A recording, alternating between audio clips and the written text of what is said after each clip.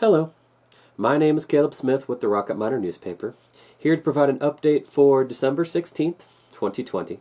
Sorry I'm a little bit later tonight. Been trying to get all the profiles of all the new football signees that were announced today by the University of Wyoming football team. Takes a little bit of time to get through all those individual profiles and accolades and the details that illustrate why they're selected to be Cowboys. It includes 11 three-star recruits, 9 players who were ranked amongst the best in their state, in addition to some good homegrown talent from Wyoming. I'd point you to that story on therocketminer.com. Plus, you can also see a story about Coach Bowl looking ahead to the next season. Normally, we're getting excited about a bowl game at this time. But for all practical purposes, the head coach says that work on the next season begins today. Anyway, that's not the main thing I want to talk about, however. This is the time of the year when people look back and get a little bit reflective, seeing how things were. What were the highs? What were the lows? What are the things that are still sticking with you this time? And honestly, with such a busy year we've had, I think it does people some good to stop and think back on past events. I've had some extra incentive because Adams Publishing Group, which owns the Rocket Miner, as amongst to our sister papers, Tribune Eagle, Laramie, Boomerang, Rollins Paper, Wyoming Business Report, asked editors to kind of highlight what were some of the best works from this past year. And the deadline was today, and of course I put it off to the last minute. I'd been putting stuff in my head, mentally setting stories aside that I wanted us to highlight, but today was what I submitted, and I just want to talk a little bit about those. One of the other things that to keep in mind is kind of to think about your audience. There's some times where you have an exhaustively researched piece, and there's sometimes where you're looking for something more for quick hits. With what I did with my submissions, I was aiming to try to give the people reading our submissions just kind of a taste for who are the characters, what are the strengths, what are some of the more entertaining stories and topics that the Rocket Miner staff tackled this year. And one of which is our YouTube channel. And I know statistically you're probably watching this through Facebook, but that was something that we launched this year. It was started out as a showcase for our video podcast, and at least 3 times a week, usually at least 4, not always 5, but as much as we can, try to give daily updates about the most important details of the day, the stuff that we find interesting, the things that we hope that you find fascinating, informative, intriguing. I specifically would point to our Mother's Day video as just a short encapsulation of what we're doing there and how we try to both inform and inspire as much as we can. Looking to Lisa Romero, a story that I highlighted from her was from this past fall. It's the headline, Healing and Learning Forgiveness. It's about a woman who's had to deal with the murder of multiple family members, multiple loved ones, and how even after all that, she's still seeking to work with the murderers to find forgiveness, to find a new way forward, and in some cases partnering to even challenge the death penalty. That takes an immense amount of forgiveness. And to me, her story is the type of thing that just catches your breaths.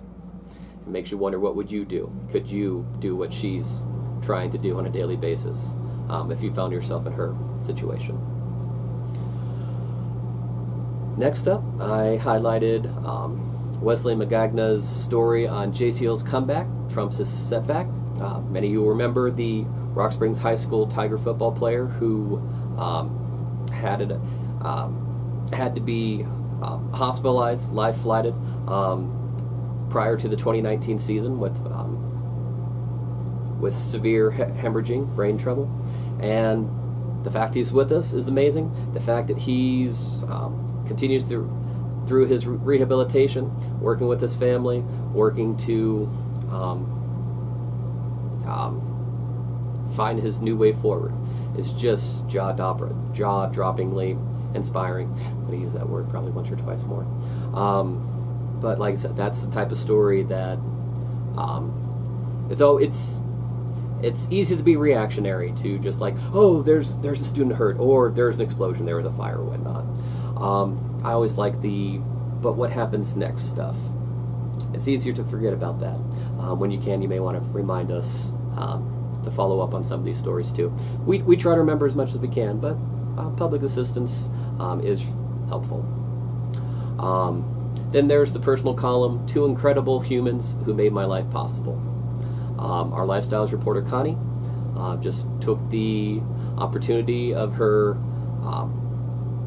parents' anniversary to say thanks, talk about some things that she remembered to make her parents smile, make family smile, friends and neighbors recognize stuff. And like I said, that part was all bonus, but the target audience was her parents, and I think that gives you a good idea about the type of person she is and the warm, loving family that she's grown up in. Flashing back a little, it's even farther back in the year. The Western Wyoming Community College men's basketball team went on a postseason run that was one of the best we've seen in a while. It was interrupted by the coronavirus, but for as long as the games were allowed to be played, our reporter Tyler Johnson was there, and the story I picked was my journey with the Western Wyoming Region 9 champions. In addition to his sports coverage, this is the personal column that tells about how to be able to join the team on the road. He actually was drafted as a member of the coaching staff. Assistant, not main, of course. Not that he's got plenty of talented skills, but he's not that big of a ringer. But just how that provided him with a level of embeddedness, access, and front row seat that I know seasoned reporters, sports reporters who didn't quite get that close, and to me is one of the funniest stories this past year. And then when it came to my submission, I highlighted "Home is Where the Heart Is," the story of this past year when 2 local members of the Wyoming Army National Guard arrived back home at the Southwest Wyoming Regional Airport. Their arrival had been further pushed back when their group had to spend extra time in quarantine due to the coronavirus. Another disappointing theme of this year. But by the time that they were over the skies of Wyoming and tightening in on the home ground of our corner of the state, family was excitedly waiting for them. And it was cool to be able to share, to be part of that reunion. Just doing our best to take photos, take film, write notes as much as we can with all the scenes and action going on. If I'm just thinking of my personal favorite photos this year, I think it's probably from this story. And then highlighting Hannah Romero. Her story focuses on to remember and to do better, looking back at this past summer when discussions about Black Lives Matter, responsibilities to communities, our community expectations for the police, and how they interact with the public, how the public's supposed to interact with police. Just going back to the one of the vigils that was hosted in Bunning Park, and that included some moments of silence and also included some frank discussion. Talk about what progress have we seen, what would we like to see, where do we hope to go, and just differing debates on how far we have to go and what's required to get there.